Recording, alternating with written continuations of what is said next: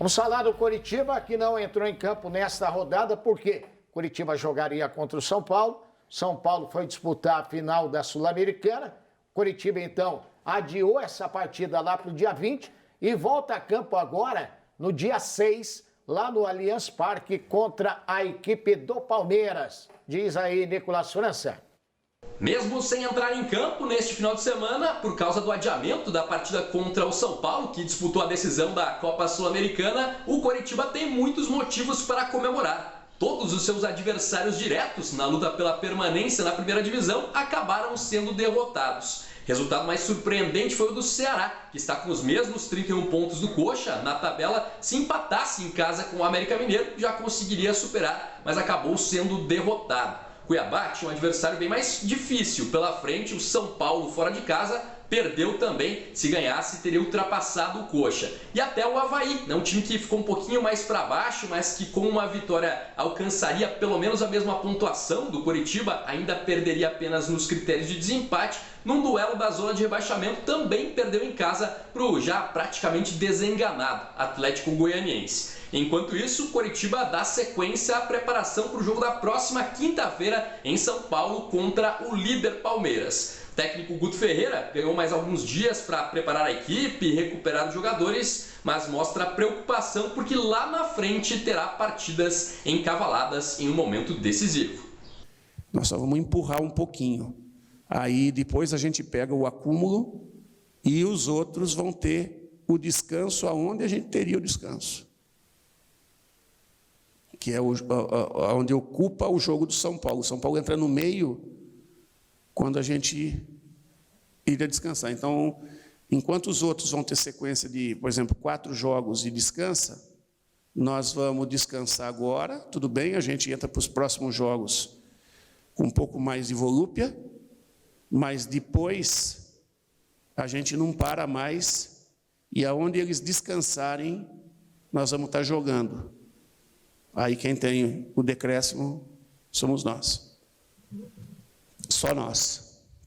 Técnico Guto Ferreira que espera o retorno de muitos jogadores, quem sabe já para a partida contra o Palmeiras. Ele que, diante do Ceará, não contou com os atacantes Adriano Martínez e Hernan Pérez, os laterais Diego Porfírio e Natan Mendes, todos eles em tratamento serão reavaliados nos próximos dias, assim como o meia Robinho, teve que sair no intervalo da última partida por causa de um desconforto muscular. São retornos certos os jogadores que estavam atuando pelas seleções dos seus países. Em amistosos na Europa, o zagueiro John Chancellor, jogando pela Venezuela, é um titular absoluto. Vai voltar a formar a dupla de zaga alviverde com Luciano Castan para a partida contra o Palmeiras. E também volta a ficar à disposição o volante Matias Galarza, que estava com a seleção do Paraguai. Osmar.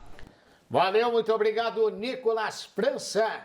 Essa rodada foi excelente para o Coritiba. Ótima, né? Ótima. A gente chegou a destacar isso. E o próprio Guto, né? Ele na coletiva pós-jogo, ele lembrou que tinha que ver o que iria acontecer, porque o Coritiba não iria jogar e os seus concorrentes entrariam em campo. Todos eles entraram. Poderia dar tudo errado. Poderia dar tudo errado e deu tudo certo. Todos eles perderam, né? Então o cenário ficou interessante para o Coritiba. Porém, não podemos esquecer, né? Na quinta-feira, Coritiba joga contra o Palmeiras, fora de casa, onde o Coritiba não venceu até agora. Somou apenas 2 pontos em todo o seu campeonato brasileiro. Então é um jogo dificílimo, jogo delicadíssimo.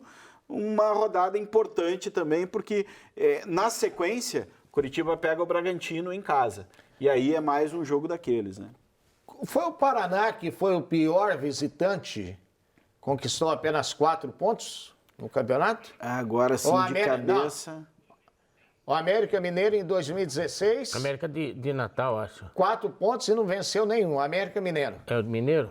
O América de Natal o Paraná fez 4 pontos também em 2018, só que venceu um jogo, empatou outro.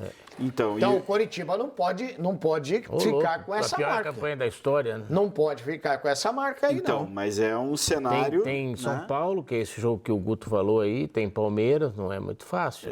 E outra coisa, né? Ele pega, olha, o Palmeiras agora na quinta. Daí ele joga já no domingo em casa contra o Bragantino. E aí tem uma semana de descanso e o Atletiba pela frente na Arena da Baixada. Então, Juventude, Fortaleza, Cuiabá e Atlético fora. Sim. E o São Paulo, né? E o Palmeiras. E o São E o Palmeiras, São Paulo e o São também. Paulo, ó. Rapaz, Então, é só pedreira. Depois de Palmeiras e São Paulo que tem esses aí. Mas, O jogo do São Paulo foi mas adiado. tem alguns jogos, por exemplo, como o Juventude em Caxias do Sul, esse é jogo que o Curitiba tem que ganhar. Vai pegar o Juventude, possivelmente lá na frente, já rebaixado, né? Matematicamente rebaixado. Então, tem algumas questões. Eu acho que o mais importante, Osmar, em relação ao Curitiba, é que o Curitiba tem demonstrado um futebol mais equilibrado, mais competitivo, desde a chegada do Guto. A gente estava até observando a tabela, dos times que estão do 11º lugar para baixo, o Coritiba é o único que ganhou 3 jogos dos últimos 5.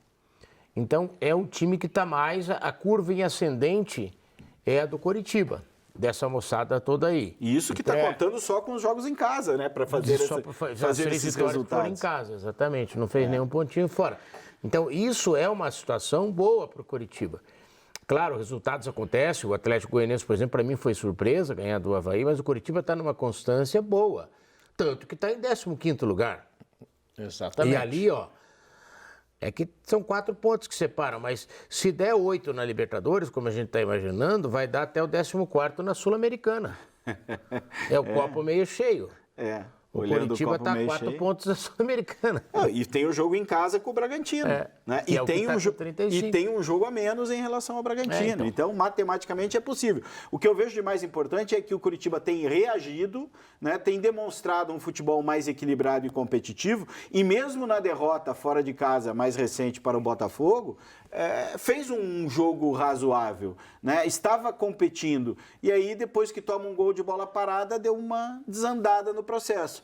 Mas eu acho que o Curitiba, com o Guto Ferreira, já retomou um futebol de melhor qualidade. Bom, palpite para o jogo do Coritiba e Palmeiras lá, Gil Rocha? Palmeiras, segundo você, já campeão brasileiro? A esperança é essa. 1-1 ali, né? Eu não acho que vai ser dessa vez que o Curitiba vai vencer, mas eu acho que o empate é possível. E aí, Raptan? Eu acho que o Curitiba deve buscar dessa forma, né? De ter esse equilíbrio, de jogar...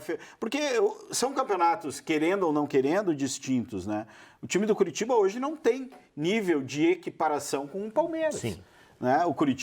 O campeonato do Curitiba é a sobrevivência na Série A do Campeonato Brasileiro. E para isso, hoje a matemática está bem até confortável, porque pelo aproveitamento, com 41 é possível escapar.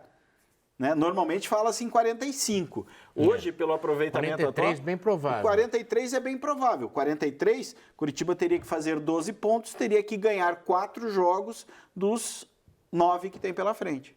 Então, a matemática existe, é possível.